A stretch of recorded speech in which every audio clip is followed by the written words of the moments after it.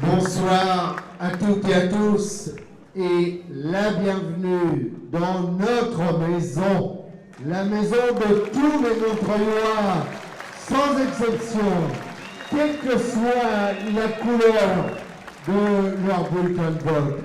C'est la maison du peuple ici. C'est celle qui sera de nouveau ouverte si nous gagnons les 23 et 30 mars. Bienvenue à toutes et à tous. Quel plaisir d'être ainsi à nouveau réunis tous ensemble dans cette salle des fêtes qui a connu tellement et tellement d'événements importants pour notre ville et parfois pour l'histoire du pays. Cette rencontre de ce soir, c'est le résultat d'une mobilisation sans précédent dans la ville depuis des semaines et depuis des mois pour des centaines d'entre vous qui ont participé à la rédaction du projet. Car ce projet qui vous a été remis, il a été élaboré avec vous par toutes les Montreuilloises et tous les Montreuillois qui l'ont voulu. Mais pour que ce papier ne soit pas un papier, mais que ce soit un projet plus que des mots, nous devons tous redoubler d'efforts jusqu'au dimanche 23 mars. Avec ce projet, nous voulons être au service de tous les habitants, les nouveaux comme les anciens, ceux qui ont choisi de vivre à Montreuil, ceux qui ont grandi ou construit une vie de famille, ceux qui travaillent, ceux qui votent comme ceux qui ne votent pas, ceux qui s'intéressent à la vie politique comme ceux qui s'en sont détournés tellement les déceptions ont été grandes. Il y a eu beaucoup de rumeurs et de bruits qu'on fait courir à notre égard. Par exemple, on a fait croire que nous évincerions des agents communaux. Je le dis tout net, c'est faux. Pendant 6 ans, grâce à ces agents communaux, avec beaucoup de difficultés, la ville, malgré les obstacles qui ont été dressés par la municipalité, a continué de fonctionner grâce à ce service public territorial tenu par les agents communaux.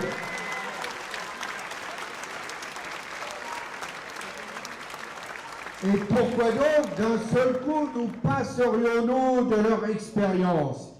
Nous travaillerons avec les agents communaux sur lesquels nous nous appuierons pour mener à bien notre projet. On entend ici et là des critiques, souvent contradictoires. Une fois trop vieux, j'imagine que c'est pour moi. Et je me dis que je ne suis pas seul, puisqu'il y a aussi dans le même club Marie-Georges Buffet, Jean-Luc Mélenchon, Jean-Charles Nègre. Donc il y a déjà de quoi jouer aux cartes au moins, pour le jour où nous serons vraiment vieux.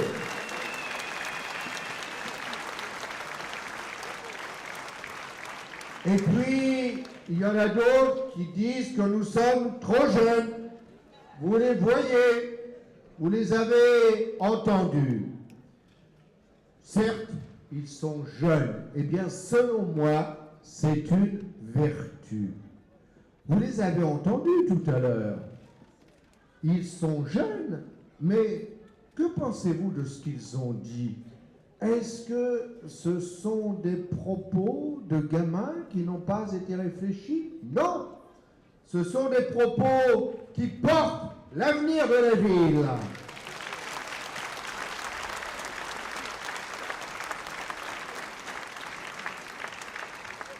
Oui, certains d'entre nous ont de l'expérience et ils ont l'avantage d'être jeunes depuis plus longtemps que d'autres. Et puis, il y en a d'autres qui sont, c'est vrai, au regard de l'état civil, nettement plus jeunes. Mais justement, nous avons besoin de la relève pour relever les défis d'une société qui va mal et d'une ville qui va mal. Et pour cela, nous avons besoin de leur dynamisme, de leur énergie. Oui, ils sont jeunes, vous venez de les entendre. Ils sont la marque du renouveau. Et nous sommes déterminés à faire de la politique autrement, avec eux.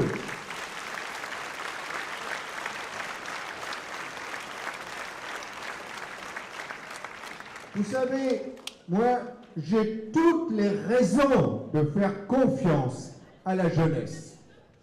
Quand mon prédécesseur, Marcel Dufriche, m'appela aux responsabilités, j'avais 23 ans. Ces jeunes sont presque tous des vieux par rapport à l'âge que j'avais à l'époque. Or, il y a certes le Benjamin, Romain Latelet, où est-il, qui lève la main. Mais vous voyez, il est encore jeune puisqu'il est timide. Il s'est mis au deuxième rang pour qu'on ne le voit pas. Alors, ces jeunes, oui, je leur fais confiance. Mais malgré tout ce que vous pouvez entendre à notre sujet, ce que vous n'entendez pas, même en tendant l'oreille, ce sont des attaques contre notre projet. Et pour cause. Parce que le projet que nous portons, c'est celui de notre ville, écrit par des centaines de mains pour répondre aux attentes réelles de toutes les Montreuilloises et les Montreuillois dont vous constituez ce soir un très bel échantillon. C'est le seul projet dans ceux qui vous ont été soumis, que vous avez pu trouver dans vos boîtes aux lettres, le seul qui annonce ce que nous allons faire et comment nous allons le faire. Il faut être clair. Pour réaliser notre projet, nous devrons lutter contre la politique d'austérité du gouvernement menée par le Parti socialiste et les Verts. À Montreuil, cela a été dit tout à l'heure, cette politique va se traduire par une perte de 10 millions d'euros. Pourquoi cette perte? Pour financer ce qu'on appelle le pacte de responsabilité, c'est-à-dire pour renflouer les caisses, en particulier des allocations familiales, qui vont être siphonnées au bénéfice du MEDEF. Il faut le dire, il faut protester, il faut s'organiser contre cela, et ça, nous sommes déterminés à le faire.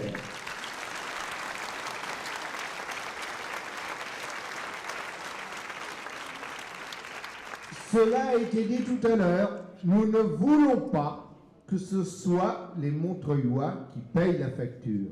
Et nous nous engageons à ce que la part communale des impôts ne soit pas augmentée. Ceux qui ne combattent pas cette politique qui se traduit par de nouvelles difficultés pour les communes, pour les familles, ce sont des personnes qui ne défendent pas les intérêts des Montreuillois. Ils font des promesses et ils savent qu'ils ne pourront pas les tenir. Tout le monde connaît notre engagement politique. Refuser l'austérité en menant une politique de proximité, où nous prenons le temps d'écouter et de répondre à chacune et à chacun. Une politique où la solidarité est encouragée, où les combats sont menés contre ces mesures injustes qui fragilisent une partie d'entre nous de plus en plus grande, où le développement économique est au centre d'une réelle politique sociale. Est-ce que tous ceux qui se reconnaissent dans cette politique de gauche ne devraient pas se rassembler? Nous pensons que oui. Il n'est pas normal qu'il y ait deux listes aujourd'hui. Qu'il y ait d'un côté Ma Ville J'y crois et de l'autre côté Montreuil-Avenir, à condition, évidemment, que nous ayons les mêmes engagements. Et je vais vous dire des choses que vous ne savez pas. C'est déjà en 2009 qu'au conseil municipal, à l'initiative de Cheikh Mamadou, nous avons proposé à nos collègues qui sont aujourd'hui à Montreuil-Avenir de faire un groupe commun du front de gauche pour être plus efficace face à la politique de la municipalité actuelle. Notre proposition n'a pas été acceptée. À 3 reprises depuis, nous avons voulu avoir des rencontres pour réfléchir ensemble, pour nous organiser ensemble, pour être plus efficaces au service des Montreuillois. Aucune de ces propositions n'a trouvé d'écho. Il fallait que vous le sachiez ce soir. Et je ne comprends pas que dans le secret se tiennent des rencontres depuis quelque temps entre Razi Hammadi et Patrice Pessac. Il faut que les gens de notre ville sachent exactement pourquoi et pour qui ils vont voter. Nous, dès le 30 janvier, nous l'avons dit clairement lors de notre grande réunion qui s'est tenue au centre des expositions. Nous ne pouvons pas faire alliance au 2e tour avec les représentants de formations politiques qui soutiennent la politique du gouvernement, c'est-à-dire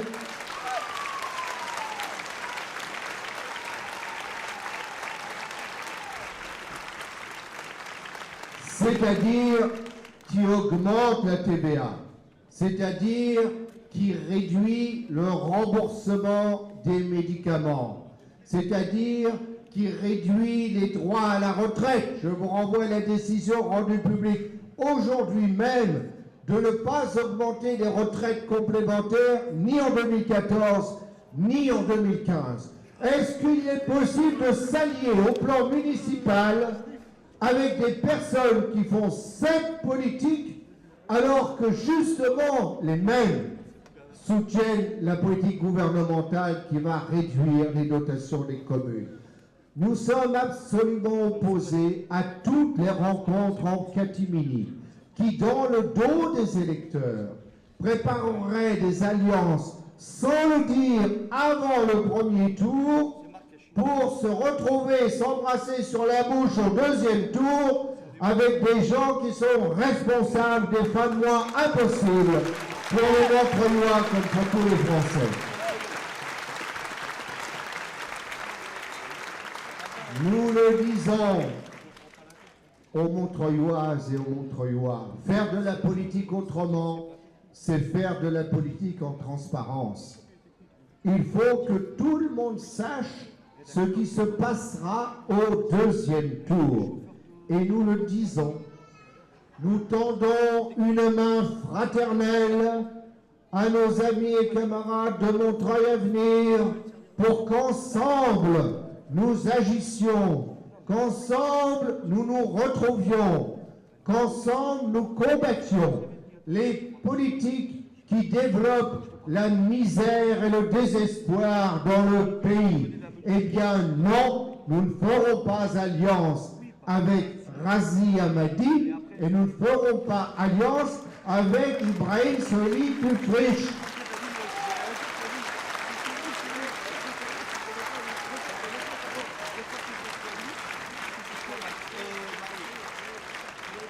Et c'est avant le premier tour qu'il faut le dire.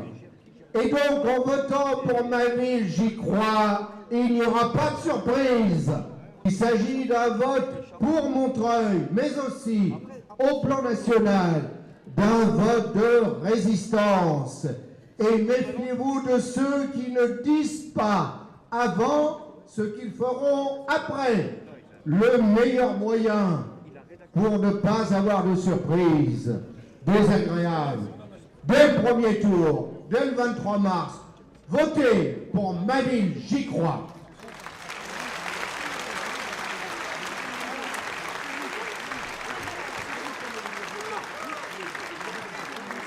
À Montreuil, il faut une politique au service des Montreuillois et qui soit un point d'appui pour les combats nationaux, comme cela a déjà toujours été le cas dans notre histoire.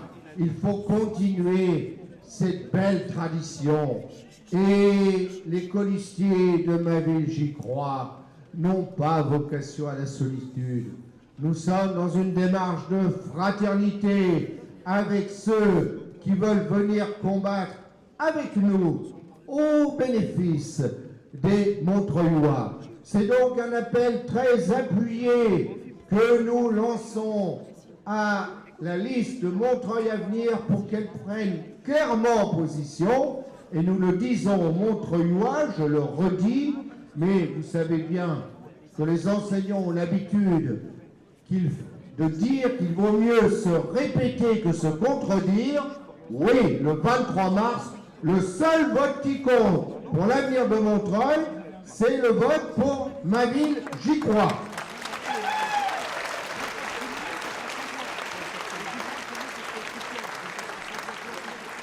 Et vous le voyez, dans la fraternité, dans les quartiers, dans les réunions d'appartements, dans les réunions de bistrots, jamais nous ne sommes autant allés dans les bistrots, ça fait marcher le commerce local.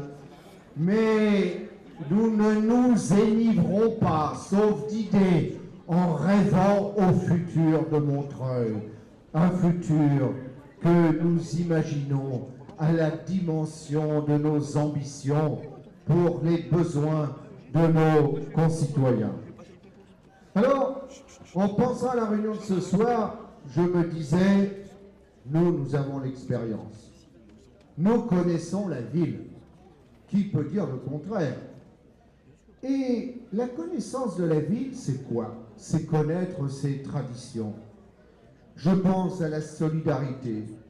Quand j'entendais cher Mamadou tout à l'heure, je pense à Lanou et à tout ce qu'il a fait pour constituer son association qui a créé l'union sociale. Et rappelez-vous, quand il y a eu les violences urbaines en novembre 2005, Montreuil est pour l'essentiel passé à travers les gouttes. Pourquoi? Parce que précisément, il y a toute cette vie sociale. Quand je pense solidarité, je pense dans un genre tout à fait différent. Eh bien, je l'ai vu tout à l'heure au Richard, qui s'occupe de Sauvegardons Saint-Pierre-Saint-Paul, parce que c'est l'histoire de la ville que nous avons tous en partage.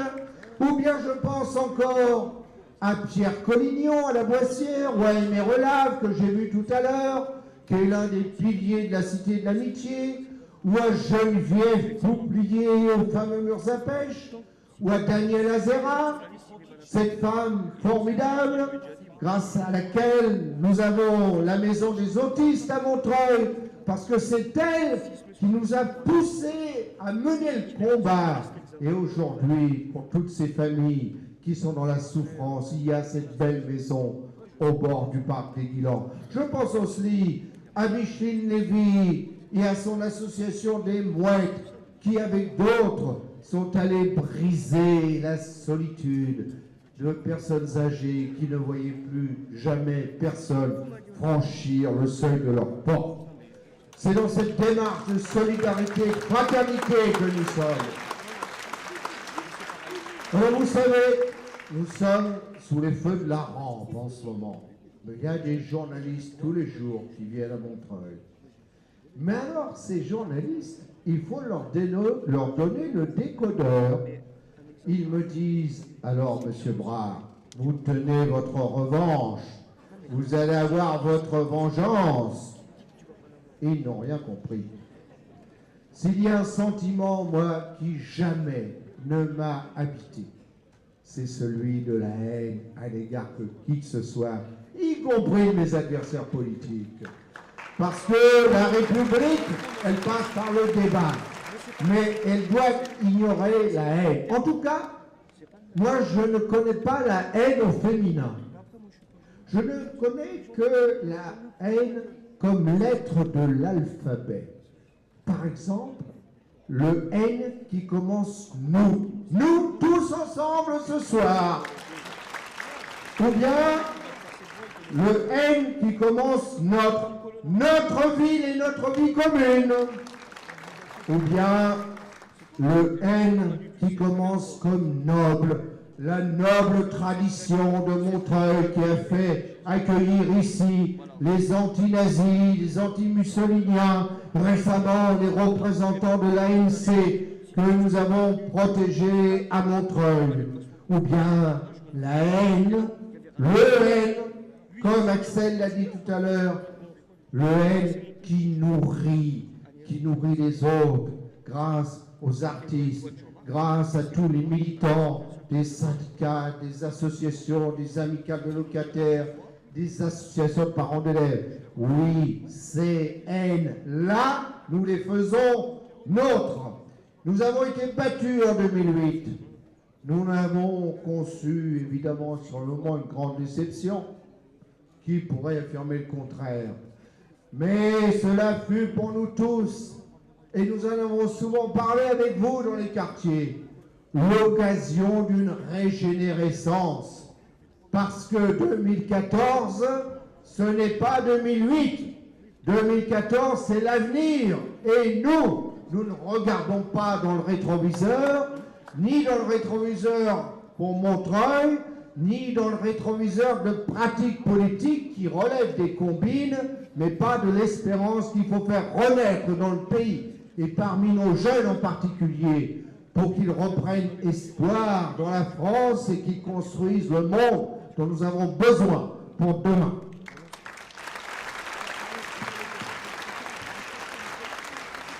Vous savez, moi j'aime mon pays, j'aime l'histoire. Et quand je guide des groupes à l'Assemblée nationale, je leur explique toujours le 17 juin 1789. Rappelez-vous, vous n'y étiez pas, moi non plus. Mais qu'ont-ils dit ce jour-là? Ils ont dit, nous ne nous séparerons pas, tout pendant que nous n'aurons pas donné une constitution à la France pour nous débarrasser du régime de pouvoir absolu. Eh bien, nous ici, nous pouvons faire un serment, c'est conjuguer nos convictions. Nos convictions, c'est quoi? C'est la fraternité, c'est l'engagement total au service des autres, c'est agir dans des actions concrètes contre les ghettos, pour l'égalité, y compris pour l'égalité. Moi qui suis laïque, je le dis tout net, dans l'égalité pour la liberté de pratiquer son culte quand on a la foi. C'est ce que nous avons fait et c'est ce que nous continuerons de faire.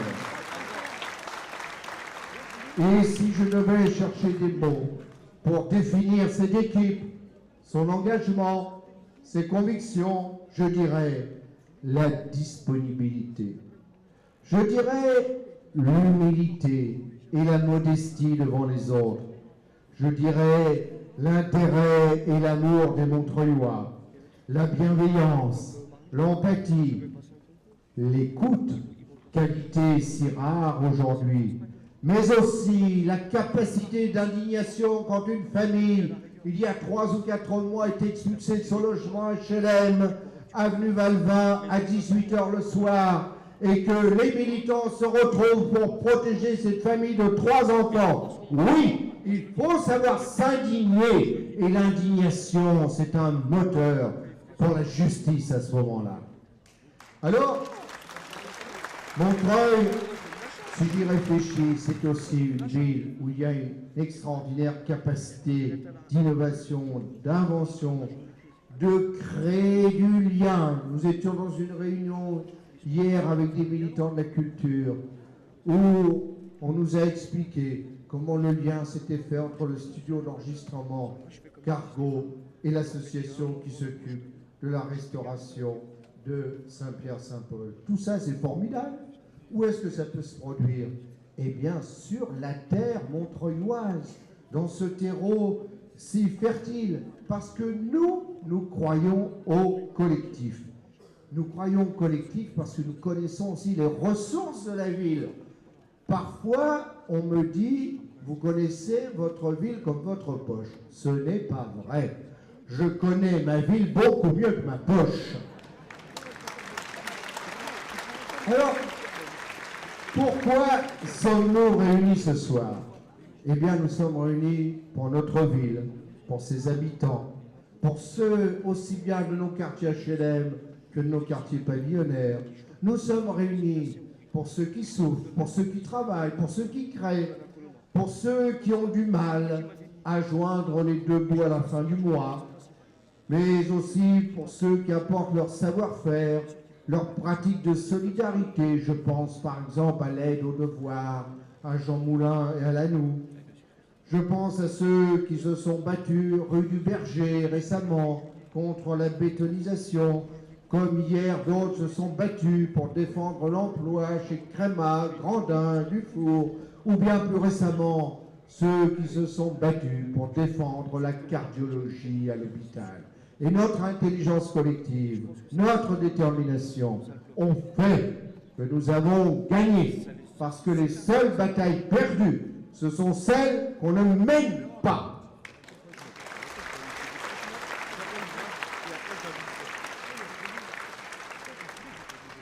Alors vous imaginez que des exemples, je pourrais vous en citer encore beaucoup, mais je ne veux pas abuser de votre patience. Pour que tout ce que nous avons proposé dans notre programme puisse être mis en œuvre, nous devons être lucides. Nous tous ce soir. Ne nous laissons pas abuser par les pourcentages qui sont donnés par les sondages et qui nous donnent en position très favorable.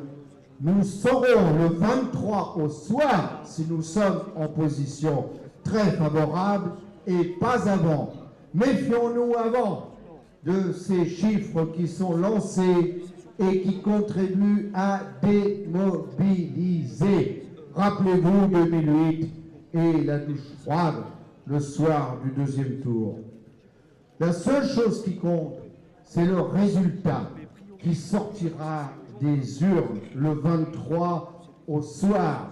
Parce que le 23 au soir, ce sera la condition d'alliance transparente au bénéfice des Montreuillois pour réaliser ce beau projet qui est celui de Ma Ville J'y Crois. Et vous savez, l'expérience de 2008 nous a enseigné que nous ne sommes jamais à l'abri de surprises.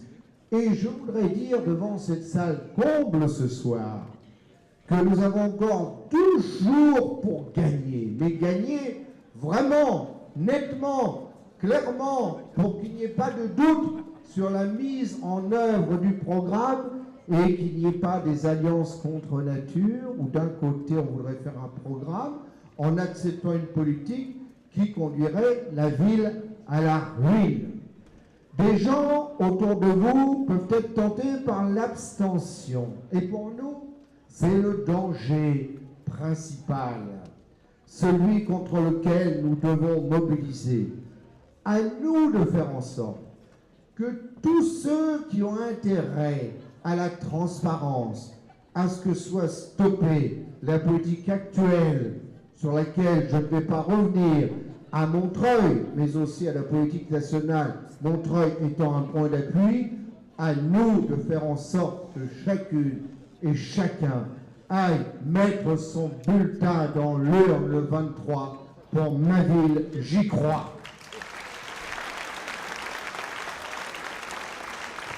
Ne laissez pas l'abstention décider à votre place. Nous avons déjà fait l'expérience en 2008. Vous avez des appels à voter qui sont à votre disposition. Je vous le demande, prenez-en, parlez-en avec vos voisins, vos amis. Il faut que cette mobilisation de nous toutes et nous tous soit là jusqu'au bout. C'est la dernière ligne droite, mais nous avons l'expérience des Jeux Olympiques. La médaille d'or, elle n'est remportée que lorsque nous avons passé la ligne d'arrivée. Et il ne suffit pas d'être en tête 200 mètres avant l'arrivée, il faut être en tête après. C'est ça le plus important. Et cela dépend de chacune et de chacun d'entre nous. Mais ce message, ce ne sera pas seulement une sorte d'assurance pour l'avenir de Montreuil, ça sera aussi un message très fort vis-à-vis du gouvernement.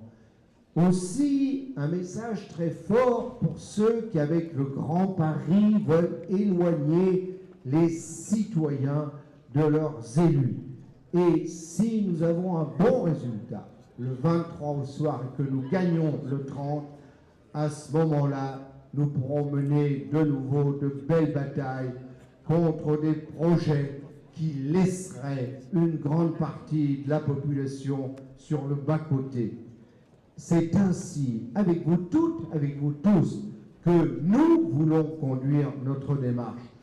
Unissons-nous pour que le 23 mars, le message soit clair et pour Montreuil et au plan national. Et grâce à vous, nous nous retrouverons ici très bientôt dans cette salle pour mener ensemble les combats dont Montreuil a besoin. Vive Montreuil!